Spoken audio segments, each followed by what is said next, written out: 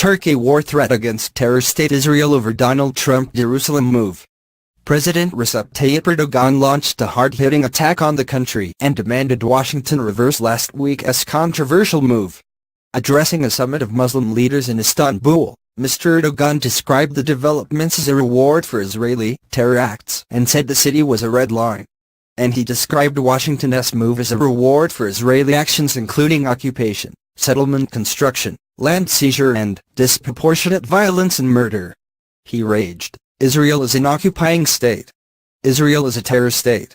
Mr. Erdogan went on, "I invite all countries supporting international law to recognize Jerusalem as the occupied capital of Palestine." He was joined by leaders and ministers from 50 Muslim countries, including Palestinian President Mahmoud Abbas, who branded Mr. Trump's decision the greatest crime. Mr. Abbas told the emergency meeting Mr. Trump was giving the city away like it belonged to America and said the U.S. should play no further part in the Middle East peace process. He said, "Jerusalem is and always will be the capital of Palestine."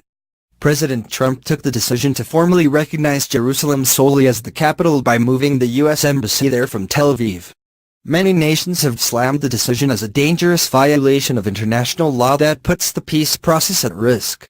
However, Israeli Prime Minister Benjamin Netanyahu has applauded the declaration and said Washington had an irreplaceable part to play in the region.